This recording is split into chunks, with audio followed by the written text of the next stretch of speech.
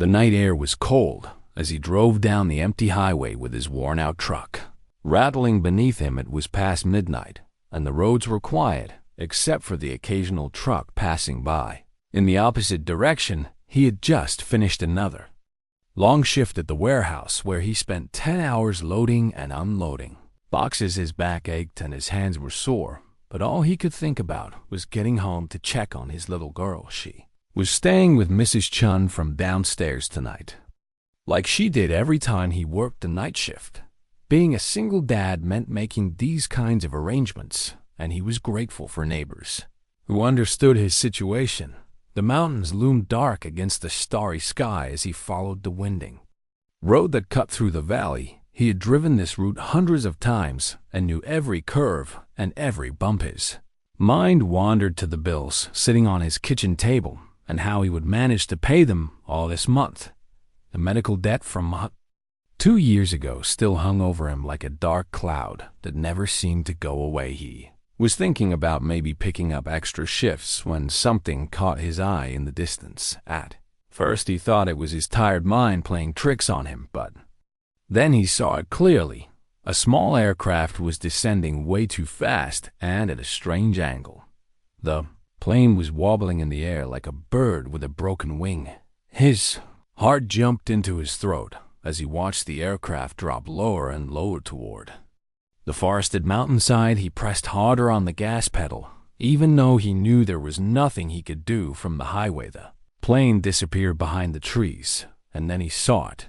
A bright flash of orange light followed by thick black smoke rising into the night sky. Without thinking twice, he pulled his truck over onto the shoulder and grabbed his phone. His hand shook as he dialed 911 and reported the crash. The operator asked him to stay on the line, but he was already running toward his truck bed. Years ago, when he worked as a paramedic, he had kept an emergency kit in his vehicle. Even after he left that job, he never stopped carrying those supplies. Something inside him always knew they might be needed again someday. He threw the kit over his shoulder and started running toward the smoke. Operator was still talking through his phone, asking him to wait for emergency services. But he could see the flames growing bigger, and he knew that waiting could mean the difference between life and death. The forest was thick, and the ground was uneven as he crashed through bushes and jumped over fallen logs. Branches scratched his face and arms, but he kept moving forward. The smoke was getting thicker, and he could smell burning fuel, which made his stomach turn. He had seen enough accidents in his paramedic days to know what that smell meant. The fire could spread fast, and if anyone was alive in that wreckage, they did not have much time when he finally reached the crash site. His heart sank. The small jet had torn through several trees before slamming into the ground. Front section was completely crushed, and flames were already consuming the tail end. He could see broken metal twisted at impossible angles and debris scattered everywhere. For a moment he stood frozen, wondering if anyone could have survived this. But then he heard it, a faint groan coming from inside the wreckage. That sound snapped him back into action mode. He pulled out a flashlight from his kit and moved closer to the burning aircraft. Heat was intense, and smoke burned his lungs with each breath. He covered his mouth with his sleeve and called out, asking if anyone could hear him. Another groan answered him, and he followed the sound to a gap in the fuselage. Using all his strength, he pulled at the bent metal, trying to widen the opening.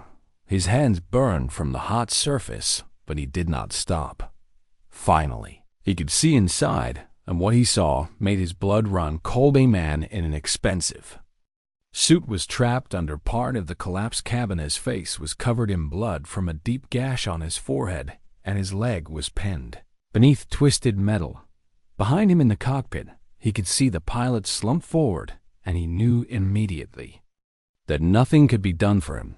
The trapped passenger opened his eyes slightly and looked at him with a dazed expression. The man tried to speak, but only managed a weak whisper about the fuel tank. He did not need to say more because the smell of leaking fuel was already overwhelming. They had minutes at most before this whole thing could explode. He climbed partway into the wreckage and opened his emergency kit, working quickly. He checked the man's vital signs as best he could in the cramped space. The head wound was bleeding heavily, so he applied pressure with gauze. The trapped leg was the bigger problem. He would need to lift the collapsed section to free him. Looking around, he spotted a piece of broken metal that could work as a lever. He wedged it under the debris and pushed down with all his weight. The metal groaned and shifted slightly. Injured man cried out in pain, but he kept pushing. Sweat poured down his face, mixing with soot and smoke. His arms trembled from the effort, but slowly the debris began to lift. With one final push, he created enough space to pull the man free. He grabbed the injured passenger under the arms and dragged him backward out of the wreckage. The man was heavier than he looked, and every muscle in his body screamed in protest. They had only moved about 20 feet away when he heard a sharp cracking sound, looked back and saw flames reaching the fuel line. Without thinking, he threw himself over the injured man and turned his back to the aircraft. The explosion was not massive, but it was enough to send the wave of heat and debris flying outward. Something hot struck his arm, and he felt searing pain shoot through his shoulder, but he stayed down, protecting the stranger beneath him until the worst of it passed. When he finally looked up, the entire aircraft was engulfed in flames. If they had been inside just 30 seconds longer, neither of them would have made it. Quickly checked the injured man again, who was now barely conscious. The head wound was still bleeding, and he suspected internal injuries and definitely a broken leg. He applied more pressure to the wound and elevated the man's legs slightly. In the distance, he could finally hear sirens approaching. Help was coming, but he needed to keep this man stable until they arrived. He talked to the injured passenger, trying to keep him awake. Man mumbled something about his family and about being grateful. His eyes kept trying to close, but he gently tapped his cheek and told him to stay with him. The next few minutes felt like hours as he monitored the man's breathing and pulse. The flames from the burning aircraft lit up the forest around them, creating dancing shadows on the trees. Finally, he saw flashlights bobbing through the woods as paramedics and firefighters arrived. He waved them over and quickly gave them a rundown of the injuries and what he had done. The lead paramedic looked at him with recognition and called him by his old nickname from when they worked together years ago, but he just shook his head and said he had to go. They tried to insist he stay to get his arm treated and to give a statement, but all he could think about was his daughter waking up in a few hours. Mrs. Chun needed to get to her own job, and he had to be home. He also did not want to deal with questions and reports and all the complications that would follow. So, while the emergency crew was focused on loading the injured man into the ambulance, he slipped back into the woods.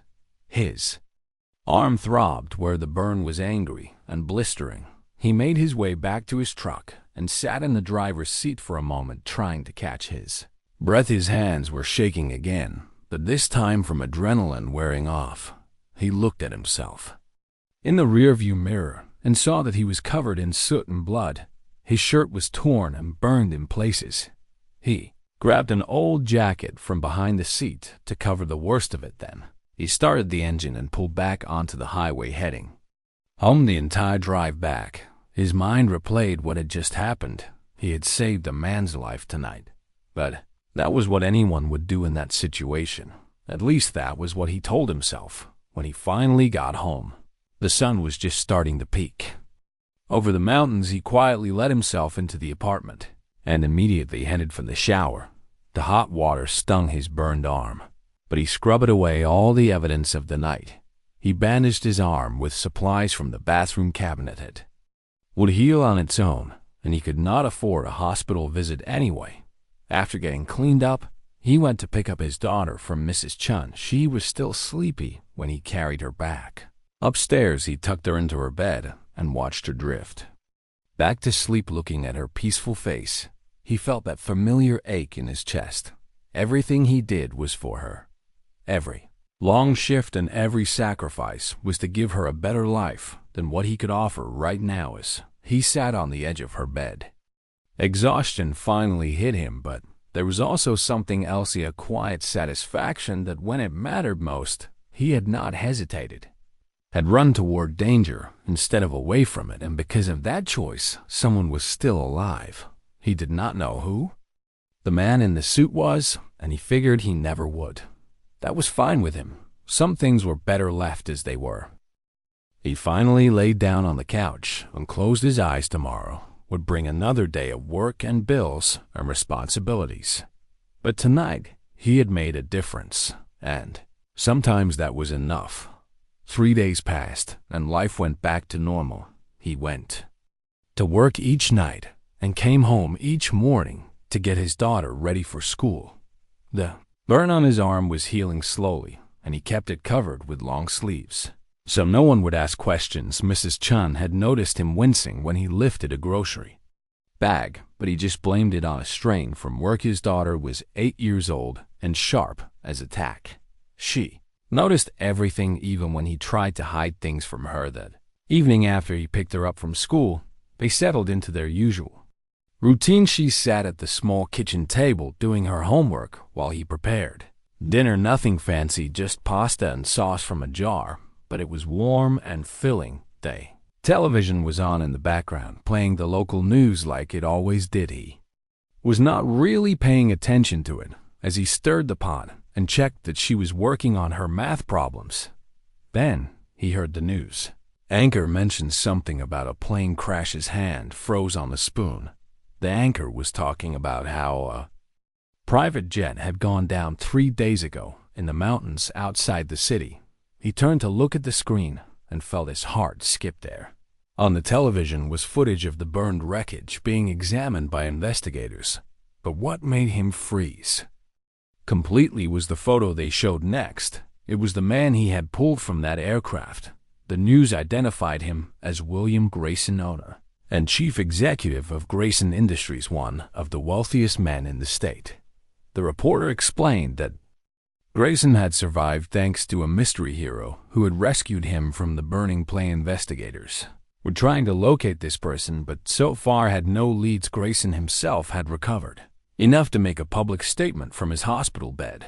The camera cut to video of the billionaire looking bruised and bandaged, but alive. He spoke directly to the camera with emotion in his voice. He said he owed his life to a stranger who had risked everything to save him. He wanted more than anything to find this person and thank them properly. There was even a reward being offered for any information that could lead to identifying the rescuer. He stood there in his tiny kitchen, staring at the screen, unable to move. His daughter looked up from her homework and asked if he was okay. He quickly turned off the stove and told her dinner was ready. She noticed him looking at the television and asked what the news story was about. He tried to brush it off, saying it was just some accident, but she had already seen the footage and heard the reporters talking about a mystery hero. She tilted her head and studied his face the way she always did when she knew he was not telling her something over dinner. She kept glancing at him with those curious eyes. Finally, as he was washing dishes, she came and stood beside him. She asked him directly if he was the one who saved that man. He dried his hands slowly and sat down at the table with her. Was no point in lying to her because she would figure it out eventually. He told her yes, it was him, but he did not want anyone to know. She asked, why not, especially since there was a reward? The amount being offered was more money than they had seen in years.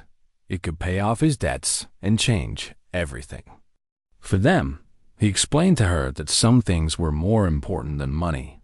Their quiet life without cameras and reporters and people asking questions was worth more than any reward. He told her that he did what anyone should do in that situation and did not need recognition for it. She listened carefully, like she always did when he talked about important things.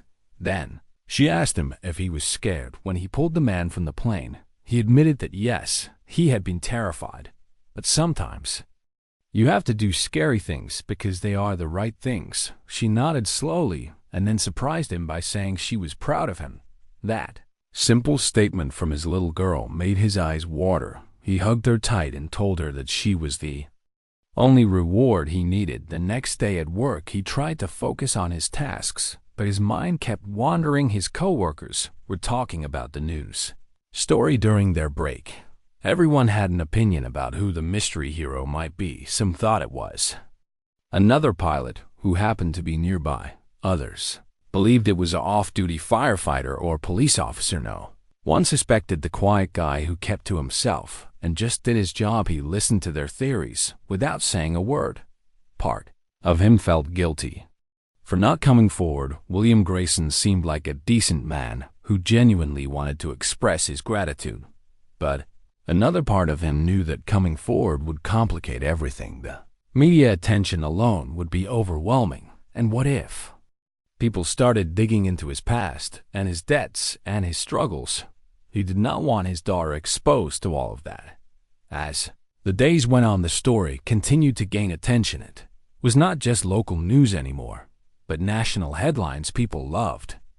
A good mystery, especially one involving a billionaire and an unknown hero. Social media was full of speculation and theories. Some people even started claiming they were the rescuer, hoping to get the reward money. But investigators were thorough and quickly disproved the false claims. The real hero had called 911, and that call was recorded. They had the voice on file and could verify it against anyone who came forward. There was also dash camera footage from a truck that had passed by. On the highway, the footage was grainy, but it showed a vehicle pulling over right after the crash. Investigators were working to identify the truck and its owner. He started to feel nervous when he heard about the dash cam footages. Truck was old and distinctive, with a dent in the passenger door and a faded bumper sticker. It was only a matter of time before someone connected the dots. About a week after the crash, he was called into the supervisor's office at work. He assumed it was about scheduling, or maybe a complaint about his performance. But when he walked in, he saw two people he did not recognize. They were dressed in expensive suits and looked completely out of place in the warehouse office. His supervisor introduced them as representatives from Grayson Industries. His stomach dropped. They found him. Woman who appeared to be the head of security smiled and said they just wanted to talk. She explained that through the 911 call and traffic camera footage they had tracked down his truck. From there, it was not hard to identify him as the owner. She assured him they were not there to cause problems. They just wanted to confirm he was indeed the person who saved William Grayson. He looked at his supervisor, who seemed just as confused as he was. Taking a deep breath, he admitted that yes, he had been the one at the crash site. The security chief nodded and thanked him for his honesty. Then she said that William Grayson would very much like to meet him in person. He immediately started to refuse, saying he did not want any publicity or reward money. The other representative, a man who introduced himself as Grayson's personal assistant, raised his hand. He explained that Grayson was not offering charity. This was not about money or publicity. Unless he wanted those things, Grayson simply wanted the chance to look him in the eye and say, "Thank you." Assistant said that Grayson considered this a debt of honor, and he was a man who always paid his debts. He felt overwhelmed by the whole situation. These people had found him despite his efforts to stay anonymous. There was no running from this anymore. Finally, he agreed to meet with Grayson, but only in private. No cameras, no reporters, no public announcements. The security chief agreed immediately and said they could arrange a meeting at his home if he preferred. He thought about his small apartment with its worn furniture and peeling paint, but then he realized it did not matter. If this billionaire wanted to thank him, then he could do it in the real world, not some fancy office. He gave them his address, and they scheduled the meeting for that evening. After they left, his supervisor pulled him aside and asked what was going on. He gave a brief explanation, and his supervisor looked at him with new respect. Word spread quickly through the warehouse. By the end of his shift, everyone knew he was the mystery hero. His coworkers patted him on the back and asked him questions. He tried to downplay it all, saying he just did what needed to be done. When he got home that afternoon, his daughter was already back from school. Mrs. Chun had let her in, and she was working on a school project at the table. He sat down and told her about what had happened at work. Her eyes went wide when he explained that William Grayson wanted to visit them that evening. She asked if she had to leave, but he said no. This was their home, and if Grayson was coming here, then he would meet both of them. She immediately wanted to clean up the apartment. They spent the next hour tidying and organizing, even though he kept saying it was not necessary. As evening approached, he found himself getting more nervous. What do you say to a billionaire who wants to thank you for saving his life? He had no idea, right? At 7 o'clock, there was a knock at the door. When he opened it, he expected to see just William Grayson and maybe his assistant instead. He saw several black luxury cars parked on the street below. Neighbors were already looking out their windows, wondering what was happening. Standing at his door was William Grayson himself. The billionaire was leaning on a cane and still had visible bruises on his face, but he was smiling. Behind him stood the security chief and assistant, along with 2 other bodyguards. Grayson extended his hand and spoke his name. He shook the billionaire's hand and invited them inside. The small apartment suddenly felt even smaller with all these people in suits crowding into it, but Grayson did not seem to notice or care about the modest surroundings. His eyes went immediately to the little girl, peeking out from behind the kitchen doorway. Grayson smiled warmly at her and introduced himself. She stepped forward shyly and shook his hand like her father had taught her. Grayson told her that her father was a hero, and she should be very proud. She looked up at her dad and said she already knew that. The billionaire laughed at her response, then he turned serious and looked him directly in the eyes. Grayson said that words could never express his gratitude. Because of what he had done, Grayson would get to see his grandchildren grow up. He would get to finish projects he cared about. He would get more time with the people he loved. All of that was possible because a stranger had run toward danger instead of away from it. Felt uncomfortable with all the praise and tried to say it was nothing special, but Grayson stopped him. He said it was everything, and while he understood the desire for privacy, Grayson wanted to do something to show his appreciation. The appreciation. Billionaire pulled an envelope from his jacket pocket and held it out. He shook his head and took a step back. He told Grayson that he did not save him for a reward. He did it because it was the right thing to do. Grayson nodded and said he understood. But this was not about payment for services.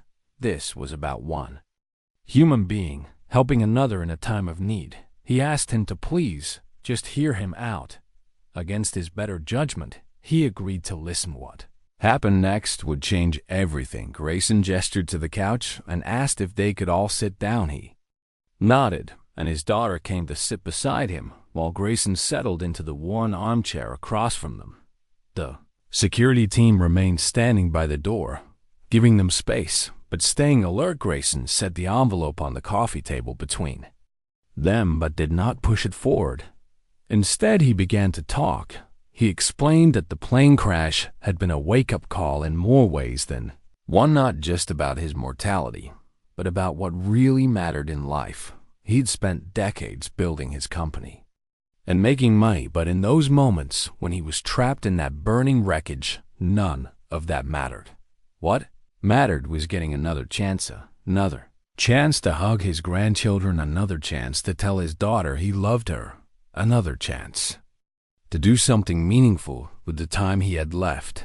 And that chance came because someone with medical training and a good heart happened to be driving by at exactly the right moment. He paused and looked around the small apartment. His eyes took in the stack of bills on the kitchen counter, the second-hand furniture, the careful way everything was organized to make the most of limited space. Grayson was not stupid. He could see the situation clearly.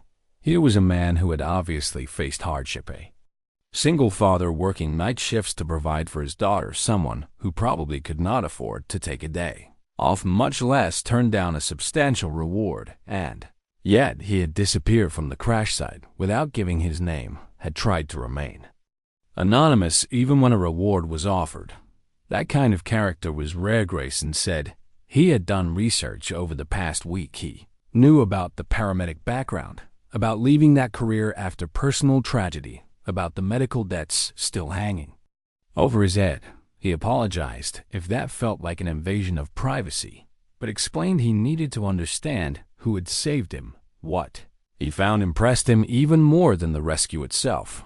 Here was someone who had dedicated years to helping others, who had walked away from that calling, not because of failure, but because life had knocked him down, and yet when the moment came, he still had that instinct to help, still carried emergency supplies in his truck, still ran toward danger when everyone else would run away. Grayson leaned forward with his elbows on his knees. He said the envelope contained a check, an amount that would clear the medical debt and provide some breathing room, but that was not really what he wanted to offer. What he wanted to propose was something else, entirely a job. He watched Grayson's face, trying to understand where this was going. The billionaire explained that the crash had revealed serious gaps in safety protocols across his company. They had multiple facilities, hundreds of employees, fleet vehicles, and occasional use of aircraft, but their emergency response planning was inadequate. What they needed was someone who understood both the practical side of emergency response and the human side, someone who would not just write policies but actually care about whether those policies could save lives. He wanted to create a new position, Director of Safety and Emergency Response for Grayson Industries. The job would involve developing comprehensive safety protocols, training staff in emergency procedures, conducting safety audits across all facilities, and building relationships with local emergency services. It was a big job, but Grayson believed he was the right person for it. Salary, he mentioned, made his head spin. It was more than triple what he made at the warehouse. There would also be full benefits, including health insurance, and Grayson wanted to include something else in the offer: a fund for his daughter's education all the way through college, no strings attached. Regardless of whether he took the job, he sat there stunned, unable to process what he was hearing. His daughter squeezed his hand, and he looked down at her. She was staring at Grayson with wide eyes. This could change everything for them, but something inside him resisted. He told Grayson he appreciated the offer, but he was not qualified for that kind of position. His paramedic certification had lapsed. Had been out of that field for 2 years. He was just a warehouse worker. Now Grayson shook his head firmly. He said the technical skills could be updated and refreshed. What mattered was the mindset, the instinct to help, the ability to stay calm under pressure. Those things could not be taught. Besides, Grayson had contacted his former supervisors at the ambulance service. Every single one said he had been one of their best people. They all said the same thing: he had left because the job took too much from him emotionally after losing his wife, not because he lacked ability. Hearing that made his throat tight. He had always assumed he had failed somehow, that he had not been strong enough to handle the work after she died. But maybe that was not the whole story. Maybe sometimes you needed to step back to survive, and maybe there was no shame in that. Grayson continued. He said this position was not charity, and he wanted that to be very clear. This was a real job with real responsibilities. Grayson expected results and accountability, but he believed in matching the right person to the right role. And his gut told him this was right. The personal assistant spoke up for the first time. He explained the practical details. The MAIC's position would start with a probationary period.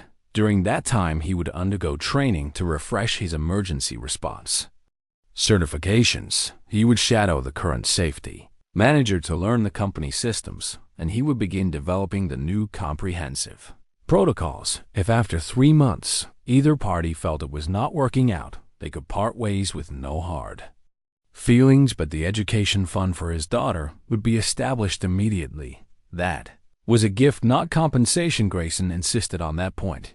He looked at his daughter, who was watching him with hopeful eyes. Then he looked back at Grayson. This felt too good to be true. Things like this did not happen to people like him. He asked Grayson why he was doing all this. Why not just write a check and move on? The billionaire smiled sadly. He said that before the crash he would have done exactly that, written a big check and considered the debt paid, but nearly dying had changed his perspective. He realized that money alone did not equal gratitude. What mattered was making a real difference in someone's life, just as he had made a real difference by saving. This was not about throwing money at a problem. It was about recognizing potential and giving someone a chance, the same kind of chance he had been given when he was young, and someone had believed in him. Grayson stood up slowly with the help of his cane. He said he would leave the offer on the table for a week, no pressure, but he hoped he would seriously consider it. His daughter surprised everyone by speaking up. She asked Grayson if her dad took the job, would they have to move? Grayson looked at her kindly and said they could if they wanted to. The company would help with relocation to a neighborhood with better schools. But if they preferred to stay where they were, that was fine too. The commute to company headquarters was reasonable from here. She seemed satisfied with that answer. After Grayson and his team left, the apartment felt very quiet. He sat on the couch, staring at the envelope still on the coffee table. His daughter climbed up next to him and leaned against his shoulder. She asked him what he was going to do. He admitted he did not know. Part of him wanted to refuse because accepting felt like taking advantage of the situation. But another part of him knew this was an incredible opportunity, not just for him, but for her. She deserved a good education. She deserved not to worry about whether they could afford school supplies. She deserved a father who was not exhausted all the time from working night shifts. He asked her what she thought he should do. She was quiet for a moment, thinking it over with the seriousness she brought to everything. Then she said something that surprised him. She told him that he had taught her to always help people when they needed it, and right now someone was trying to help them. Maybe it was okay to accept help sometimes. Maybe being brave meant not just running into burning planes, but also admitting when you needed a hand up. Her words hit him hard. He had been so focused on being strong and independent, on not needing anyone, that he had forgotten there was strength in accepting help too. That night after she went to bed, he sat at the kitchen table with the envelope. Finally, he opened it. Inside was a check for an amount that would indeed clear all his medical debt.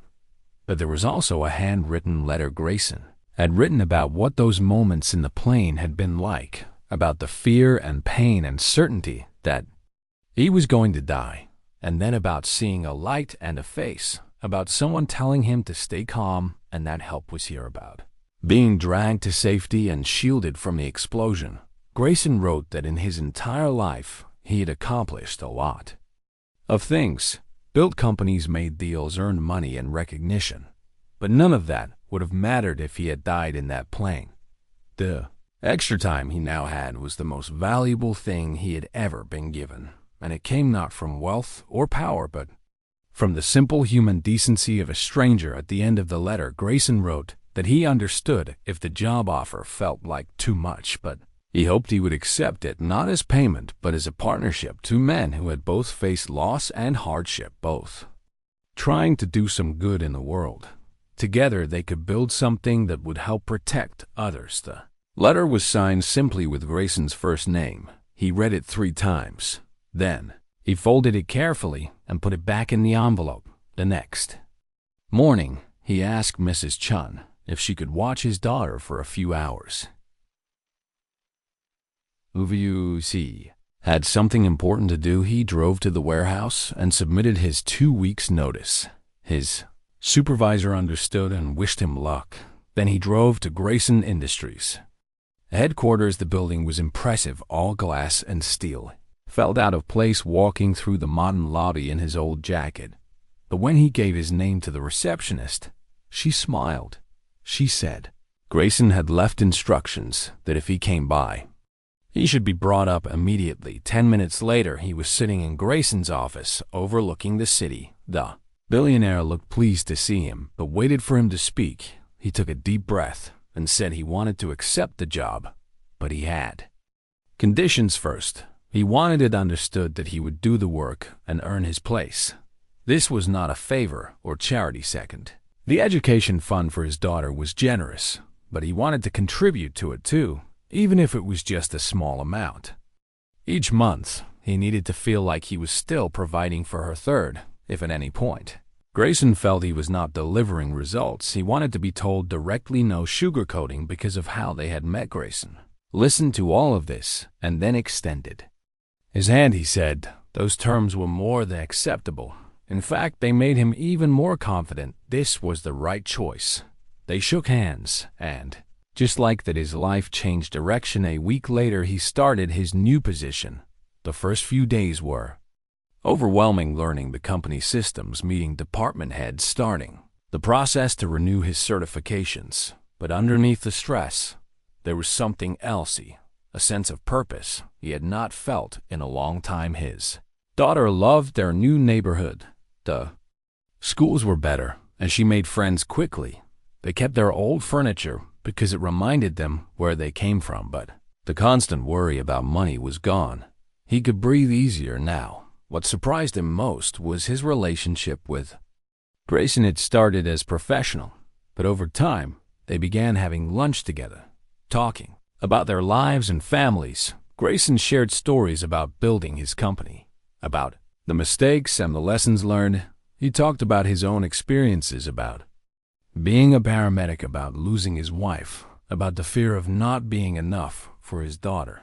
They were very different men from very different worlds, but they understood each other. Both had faced moments that tested them. Both had come out the other side, changed, and now they were building something together, something that might save other lives down the road. 3 months into the job, he submitted his first comprehensive safety report. It included new protocols, training programs, emergency equipment upgrades, and partnerships with local emergency services. Grayson read through it carefully. Then, he called him into his office and said it was exactly what the company needed. The probationary period was over. He was now permanently part of the team.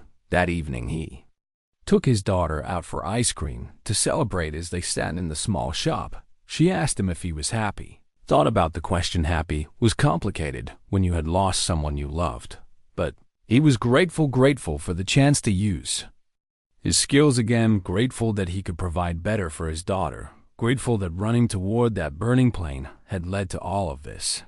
He told her yes, he was happy, and for the first time in a long time, he really meant it. 6 months passed, and he hardly recognized his own life. Every morning, he woke up in their new apartment in a neighborhood where kids played safely in the parks. His daughter walked to a school with art programs and a library full of books. He drove to an office where people respected his opinion and valued his expertise. The transformation still felt surreal sometimes. The work itself was challenging in ways he had not expected. Creating safety protocols on paper was one thing, getting people to actually follow them was another.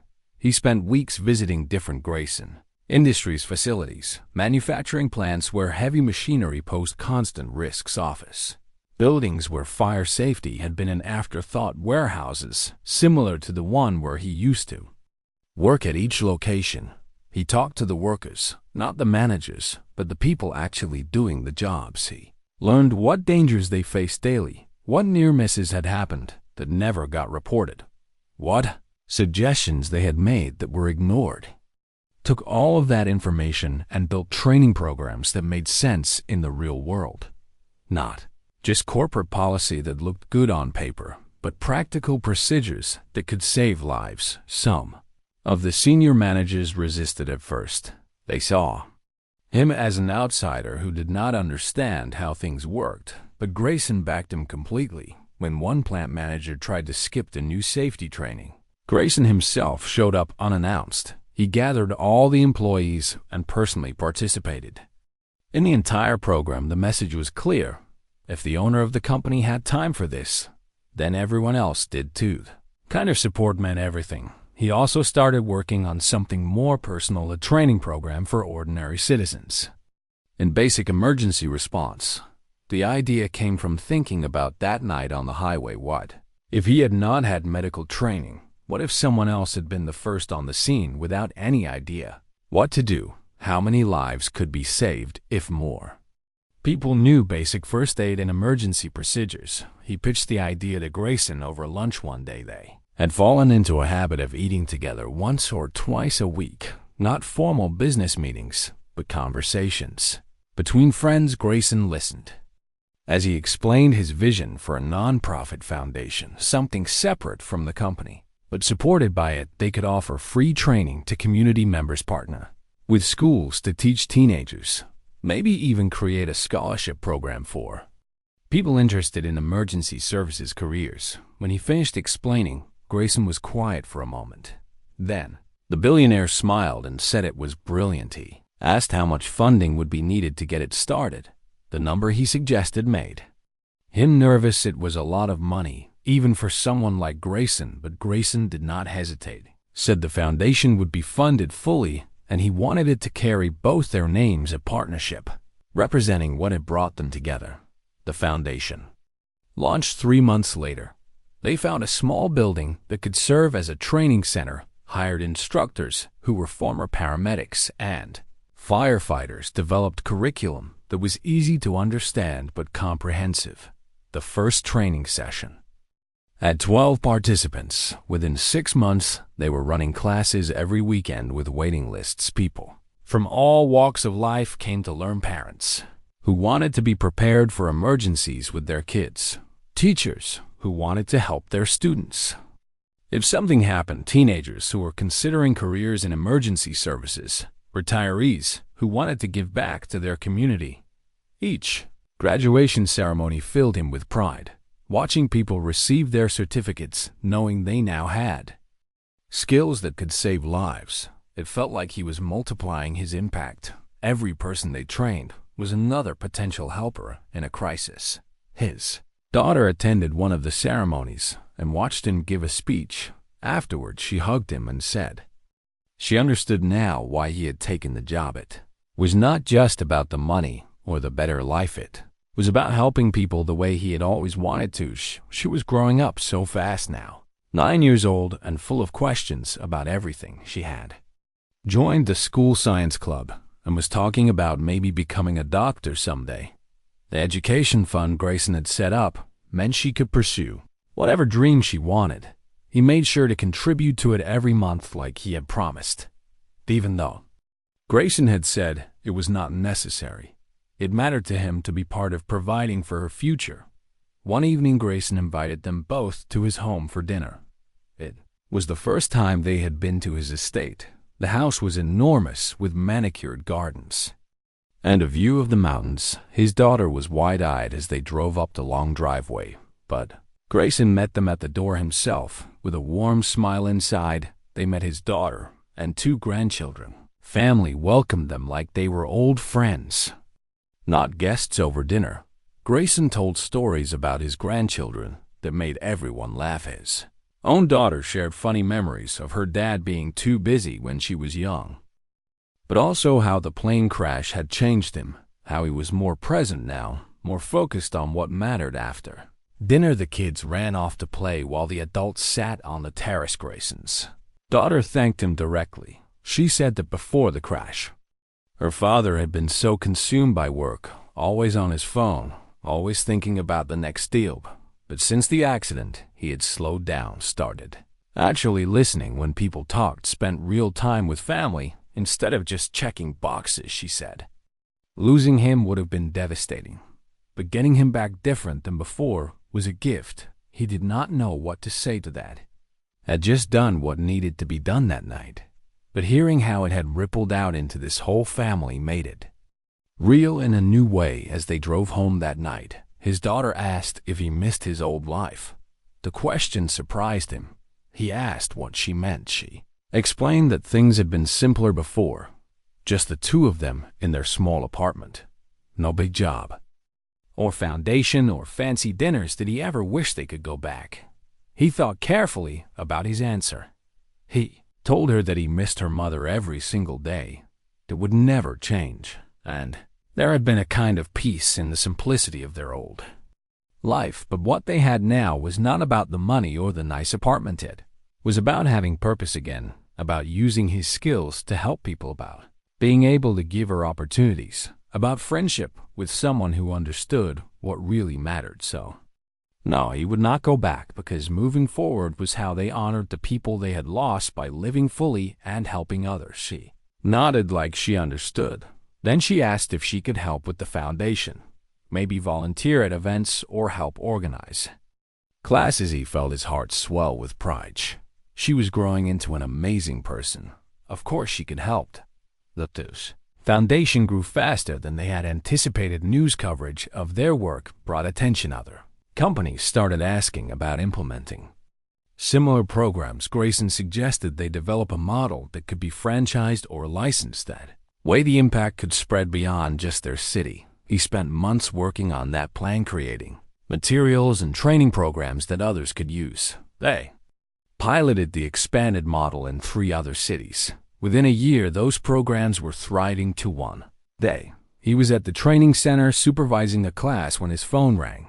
It was Grayson asking if he could come to the office. Something in his voice sounded off. He wrapped up what he was doing and drove over. In Grayson's office, he found the billionaire sitting quietly, looking older somehow. Grayson asked him to sit down. Then he explained that his doctors had found something during a routine checkup. A heart condition likely related to the trauma from the crash. It was treatable, but serious. He would need surgery and months of recovery. Grayson said he was telling him first because he needed someone he trusted to help manage things. The safety programs they had built needed to continue. The foundation needed to keep running. He would need to step up and take on more responsibility. Looking at Grayson sitting there vulnerable and worried, he felt that familiar surge of purpose, the same feeling from the night of the crash. This man had given him so much, had believed in him when he did not believe in himself, had become a true friend. Of course he would help however needed. He told Grayson not to worry. Everything would be handled, just focus on getting better. Grayson smiled with relief and gratitude. The surgery was scheduled for the following month. In the weeks leading up to it, he made sure everything was organized. He met with all the department heads, reviewed every project and timeline, made sure the foundation staff knew their roles. His daughter helped him create a card for Grayson. She drew a picture of the 2 of them shaking hands. On the inside, she wrote a message thanking Grayson for being kind to her dad the night before the surgery. He visited Grayson at his home. They sat in his study surrounded by books and old photographs. Grayson thanked him for everything, not just for the recent help, but for saving his life that night, for giving him this extra time with his family, for becoming a friend. He felt his throat tighten with emotion. He told Grayson that the gratitude went both ways. Grayson had given him a second chance, a chance to use his skills again, to provide for his daughter, to find purpose after loss. They were both quiet for a moment. Then Grayson said something that stuck with him.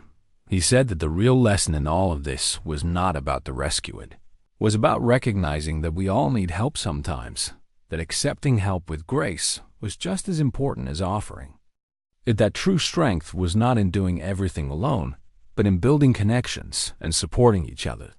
The surgery went well, but the recovery was long and difficult. For 3 months, Grayson was mostly homebound, visited him regularly, bringing updates on the company and foundation.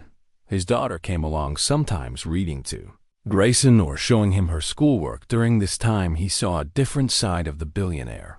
Without the energy to maintain his usual pace, Grayson became more reflective. They had long conversations about life and legacy, about what it meant to make a difference, about how success was not measured in money, but in relationships and impact. Slowly, Grayson regained his strength. For short walks around his house, then visits to the office for an hour or 2, eventually returning to a limited schedule. But he was different now, more willing to delegate, more focused on mentorship than management. He told his executives that he was transitioning toward retirement, that he wanted to spend his remaining years on things that mattered: family, the foundation, helping others. When Grayson announced this plan at a company meeting, there was shock, some worried about what it would mean for the business. But Grayson assured everyone that the company was in good hands. He had been building a strong leadership team, and one of his most trusted advisors would be taking on an expanded role. The advisor was him. Grayson wanted him to join the executive team, not just overseeing safety, but helping shape company culture and values. It was another moment of surreal opportunity, another chance to step into something bigger than he had imagined. He said yes, not because of ambition, but because he believed in what they were building together, a company that valued people, that prioritized safety and well-being, that gave back to the community. Over the next several months, they worked side by side on this transition. Grayson teaching him about leadership and strategy, him bringing practical wisdom and genuine care for employees. The partnership worked. Company thrived under their combined influence, and the foundation continued expanding its reach. One evening, after a particularly long day, Grayson invited him to stay for dinner. Just the two of them. They sat on the terrace, watching the sunset over the mountains. Grayson raised his glass and proposed a toast. Second chances. To friendship, to making the most of the time we have. He raised his own glass, and in that moment he realized something profound. When he had pulled Grayson from that burning plane, he thought he was saving one life, but in reality, he had changed two lives, given them both a new direction, a new purpose, a new understanding of what really mattered. The crash had brought them together, but it was everything after that had created something lasting, something that would continue long after both of them were gone. A legacy of helping others, of second chances, of the power of human connection, and that was worth more than any reward. A year had passed since Grayson's surgery, and life had settled into a new rhythm. The foundation was thriving with training centers, now in 8 cities. Thousands of people had gone through their programs. Lives had been saved because of the skills they taught. He knew this because people sent letters and emails sharing their stories. A father who had performed CPR on his daughter until paramedics arrived. A teacher who had stopped a student's bleeding after an accident. A teenager who had helped a neighbor having a heart attack. Each story reminded him why this work mattered at the company. Things were going well too. The safety protocols he had implemented had reduced workplace accidents by 40%. Employee satisfaction scores were at an all-time high. Grayson had stepped back to an advisory role, coming to the office only a few days a week, spending most of his time with family and on foundation work. Transition had been smooth because they had planned it carefully. His daughter was now 10 years old and growing more confident. Every day she volunteered at the foundation. Every weekend, helping set up training sessions, organizing materials, even assisting with some of the basic demonstrations. She had her mother's compassion and his practical nature. Watching her interact with people filled him with pride and bittersweet memories. One Saturday morning at the training center, they had a special event planned. The foundation was awarding its first scholarships to young people pursuing careers in emergency services. 10 recipients had been selected from hundreds of applicants. Each would receive full funding for their education and training. The event was held in their main training facility. Families filled the rows of chairs. Local news cameras lined the back wall. On stage sat the scholarship recipients, nervous and excited. Grayson was there to present the awards, but he had asked him to give the opening speech. Standing at the podium, looking out at all those faces, he felt a wave of emotion. Began by thanking everyone for coming. Then he shared his story publicly. For the first time, he talked about his years as a paramedic, about the satisfaction of helping people, but also about the toll it took, especially after personal loss. He described leaving that career and struggling to find purpose again, working night shifts just to get by, wondering if his best years were behind him. Then he talked about that night on the highway, seeing the plane crash, making the choice to run toward danger instead of away. He was honest about being scared, about not knowing if he could help, but about knowing he had to try. He did not describe himself as a hero, just as someone who happened to have the right skills at the right moment. And then he talked about what came after, about Grayson finding him, about the job offer that seemed too good to be true, about accepting help, even though it felt uncomfortable. About learning that strength sometimes means admitting you need support. The audience was completely silent listening. He saw people wiping their eyes. He explained that the foundation existed because of that one moment. Because Grayson wanted to honor what had happened by helping others, by creating more people who could step up in emergencies, by giving opportunities to those who wanted to dedicate their lives to helping. He looked at the scholarship recipients. He told them that they were the future, that their choice to pursue this path was noble and important, that the work would be hard and sometimes heartbreaking, but that they would save lives and change lives, and that was the most meaningful thing anyone could do. Then he introduced Grayson. The billionaire walked to the podium, slowly, still using a cane, but looking healthier than he had in months. Grayson spoke about his own experience, about those terrifying moments trapped in the burning plane, about seeing a stranger's face and hearing words of comfort, about being given a second chance at life. He said that second chance came with responsibility to make the most of every day, to help others however he could, to create opportunities for people to be their best selves. That was what the foundation represented. That was what these scholarships represented, investing in people who chose to help one by one. Grayson called up the scholarship recipients. Each received their award and a handshake. Some were overcome with emotion, others beamed with pride. All of them looked grateful and determined. After the ceremony, there was a reception. People mingled and shared stories. He found himself talking to one of the scholarship recipients, a young woman who wanted to become a flight paramedic. She told him her own story. Her brother had been in a serious car accident when she was 15. The paramedics who responded had saved his life. From that moment, she knew what she wanted to do.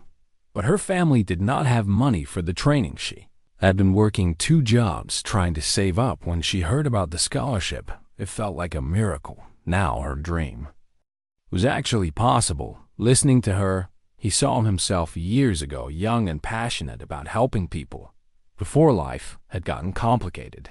He told her to hold on to that passion, to let it fuel her through the difficult times, and to remember that every life she touched mattered. She thanked him with tears in her eyes. After she walked away, his daughter appeared at his side. She had been helping serve refreshments, but now the event was winding down. She slipped her hand into his and said she wanted to do what he did when she grew up, help people and make them safe. His heart swelled. He knelt down to her level and said she could do anything she wanted, but whatever she chose, he would support her. She hugged him tight over her shoulder. He saw Grayson watching them with a soft smile. Later that week, he had lunch with Grayson at their usual spot, a small restaurant near the office where they had become regulars. Grayson seemed reflective. He said the scholarship event had made him think about legacy, about what would remain after he was gone. He had built a successful company that would continue, but the foundation felt more personal, more meaningful. It was about creating ripples of good that would spread outward. Every person they trained might save life. Every scholarship recipient might save dozens or hundreds of lives over their career. That impact would continue long after both of them were gone. He agreed. Sometimes he still could not believe this was his life, that a single decision on a dark highway had led to all of this. Grayson said it was not just one decision, it was all the decisions that came after saying yes to the job, accepting help, working hard to prove himself, creating the foundation every choice had built on the last one. That was how real change happened, not in one dramatic moment, but in consistent commitment to doing good.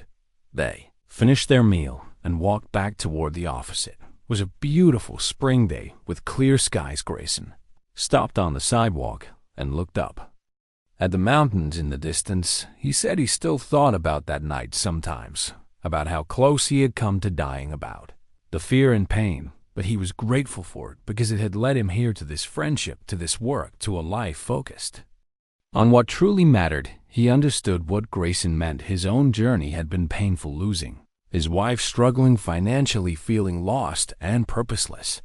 But those struggles had shaped him, had given him empathy and understanding, had prepared him for this opportunity. They stood there together in comfortable silence. Two men from completely different worlds, brought together by tragedy and transformed by choice. A few months later, the foundation reached a milestone. They had trained their 10,000th person in emergency response. To celebrate, they organized a community event, free training demonstrations, meet and greet with local emergency services, food trucks, and activities for families. The turnout was incredible. Hundreds of people came throughout the day. He spent hours talking to community members, answering questions about the training programs, listening to stories from people who had used their skills. At one point, he noticed an older man watching him from nearby. The man seemed familiar, but he could not place him. Finally, the man approached and introduced himself. He was the lead paramedic who had responded to the plane crash that night. He had been the one who recognized him at the scene, who had called after him as he slipped away into the woods. The paramedic said he had wondered about him over the past year, had seen the news about the foundation and connected the dots. He wanted to say that what he was doing was important. The training civilians in emergency response was brilliant, that he was making a real difference. They talked for a long time. The paramedic shared that he was approaching retirement, that decades of emergency work had worn him down, but seeing what the foundation was doing gave him hope. Hope that the next generation would be better prepared, that communities would be safer, that the burden would not fall only on a small group of professionals. Before leaving, the paramedic shook his hand firmly. He said that running toward that burning plane had been brave, but building all of this afterward was even braver. That creating something lasting from a moment of crisis was the real heroism. Those words stayed with him that evening as he and his daughter drove home. She asked him a question. She wanted to know if saving Grayson was the most important thing he had ever done. He thought about it carefully. He told her that pulling Grayson from the plane had felt important in the moment. It was dramatic and dangerous and life-saving. But the most important things he had done were actually smaller, being there for her every day, showing up, even when he was exhausted, teaching her to be kind and brave, building the foundation, step by step, helping create opportunities for others. Those things were not dramatic, but they mattered just as much, maybe more. She nodded thoughtfully. Then she said she understood, because the most important thing to her was not that he saved someone famous. It was that he was her dad and he loved her. That simple statement brought tears to his eyes. A year later, Grayson announced he was stepping down completely from company leadership. He was in his 70s now and wanted to dedicate his remaining time to family and the foundation. The company threw a retirement celebration. Speeches were given praising his business acumen and leadership.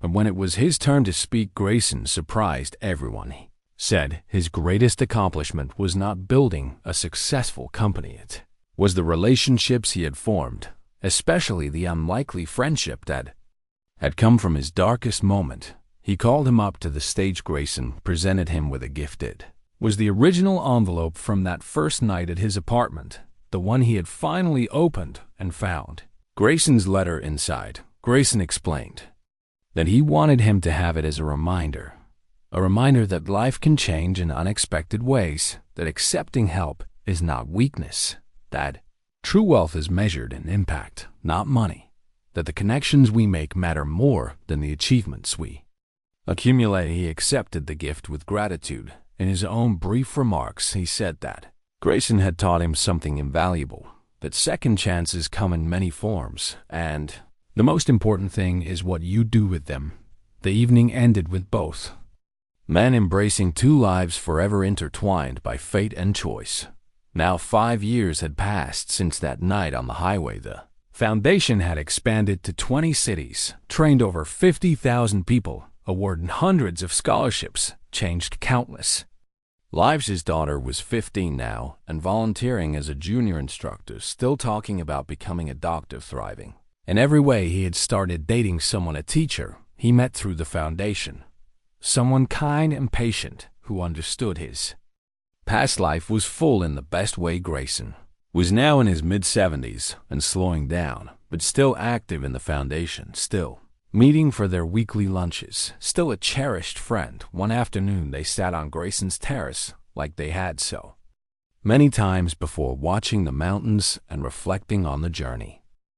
Grayson said he had been thinking about that night often lately, how a moment of terror had become the seed of so much good, how being saved had taught him that life is precious and should not be wasted, how their friendship had enriched his final years. He thanked him again for running toward that burning plane, for not hesitating, for caring enough about a stranger to risk everything. Told Grayson the thanks went both ways, for finding him, for believing in him, for showing him that accepting help was okay, for giving him purpose again, for being a true friend. They sat in comfortable silence, the setting sun painting the sky in shades of orange and gold. Two men who had saved each other in different ways, who had built something meaningful together, who had learned that the greatest gift is not saving a life once, but enriching it every day after. That was the real story, not the dramatic rescue, but the quiet transformation that followed, the choice to turn tragedy into purpose, to help others find their own second chances, to create ripples of good that would continue long after they were gone. And in the end, that was what mattered most.